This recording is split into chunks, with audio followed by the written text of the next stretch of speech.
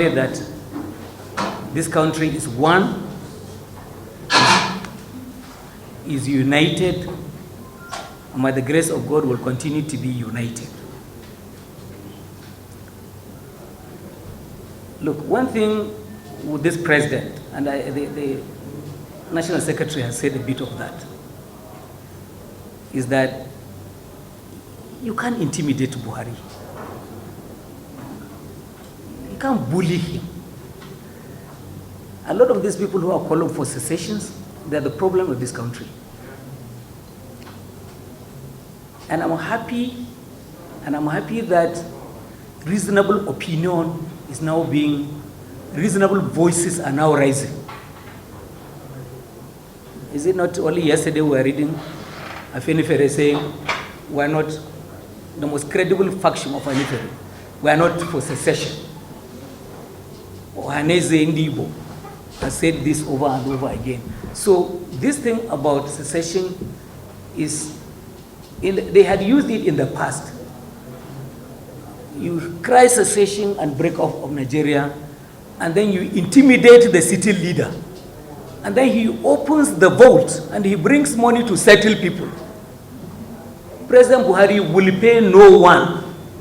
He's not going to pay. And now it is clear that having ignored all of that, reasonable opinions are coming from those states and from those regions. The governors in the Southwest, we have all had them. They have denounced all of these things. So it's a sham. Nigerians want to be one, they want to continue. Yes, there are problems, and we are hoping that as people united and loving of one another, we'll come together and solve our own problems. What national conference do you want more than a parliament?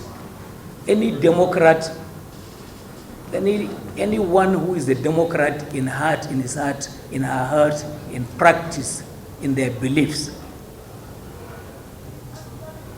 they should believe in the tripartite structure of governments that are democratic. There must be a parliament, executive arm of the government, and the judiciary, each one being independent and cooperating with the other. We have an elected parliament which mandate is to be the custodian of the sovereignty of the Nigerian people. Look, a lot of these people who are crying for this secession, they are unelectable. If you think you are electable, go around for a parliamentary seat, whether House of Reps or Senate, and come and table an amendment for the Constitution. The process is ongoing as we speak now. Under DSP, the Deputy Senate President, they are calling for memorandum. Why can't you present what you want? So the issue is that people who are not Democrats want a parallel parliament to be set up.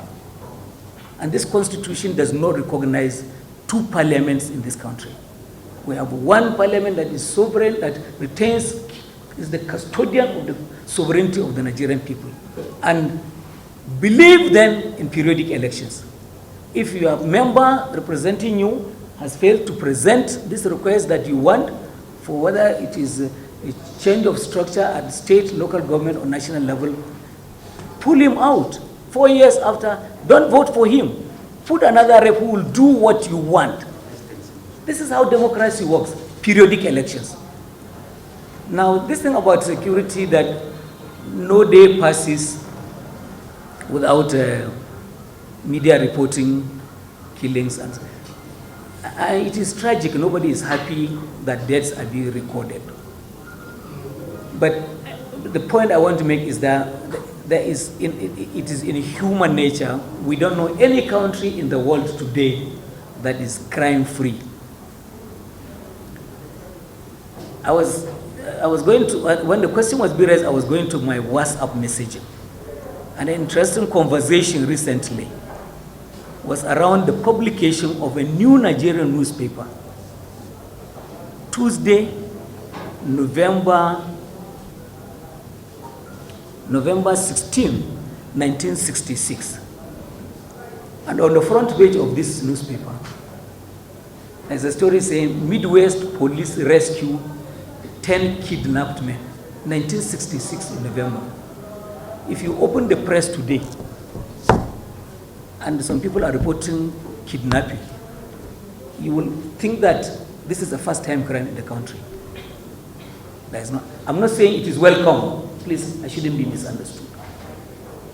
Even in the United States of America, I said 2 days ago, people were shot and killed. 8 of them for no reason. So we have problems with infiltration by unauthorized weapons. This is why President Buhari ordered that anyone caught with AK-47 that is not a law enforcement agent, is not authorized, that person should be shot if they don't surrender that weapon. We know where it is all coming. I'm not going into the history, all of the things that are happening in the Sahel and Libya, uncontrolled and ungoverned spaces around us, and the terrorists being recruited from our own people and the people from far and distant places, including those that were displaced in Iraq and Syria and Libya. So it's a big challenge. Let us cooperate with law enforcement in the country and to curtail these things. And a lot of the times, and I've said this a number of places, we also have bad eggs in our own communities who reveal the secrets of our military to, they had this one in Katsina, and I've said it before, a tea seller near the airport, when they moved the aircraft to Katsina airport to operate against bandits in Zamfara state. This man that sold the tea near the airport, the sponsors of the bandits hired him, built a house for him, bought him a car, golf car, and gave him money to do bigger tea business. Each time an aircraft took off from Katsina airport to go and operate in Zamfara, he will call them on phone and say they are coming. By the time they get there, the targets have disappeared. So there are bad people in our communities. What are we doing as citizens to rid ourselves of informants? Because the military people, they are as human as we are. They have blood running in their veins. So Nigerians will sleep with their 2 eyes open, and they give a chance to the ongoing exercises that are going on in the country. And the thing about, law enforcement, and it's like journalism also. Every day you do good story, you don't hear anything. The day you publish a bad story, MD, everybody, editor is looking for your head. That's the way it happens. So our law enforcement agencies, you can see steadily, I think that we are beginning to, I'm not saying that it is time to record that there is success. No, but we are getting there. We are building up to success in all of these operations. And look at what is happening in Benue lately, following the killing of the military men. A whole governor presenting himself there and saying, I apologize for the killings of these people. It tells you that people are beginning to say, look, we are all in this together. And we just have to work together to rid this country.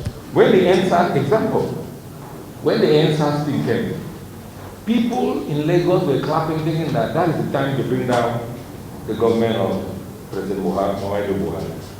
Were you not shocked that TVC, a television station that employed a lot of those stations, that station was burned down?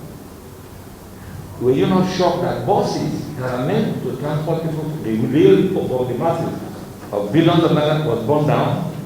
Were you not shocked that innocent journalists were targeted, those who were working in those houses?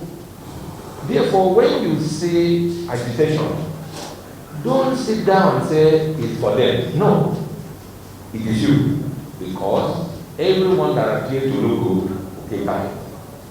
Because the society is satisfied in grading classes.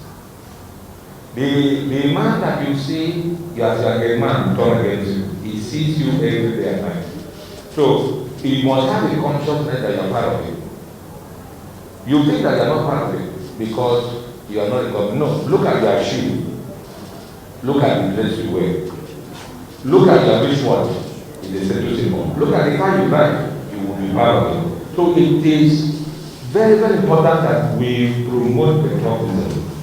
We must know the violence. Whether you want to suppress, whether you want to succeed, whatever you see criminal activities to be criminal activities.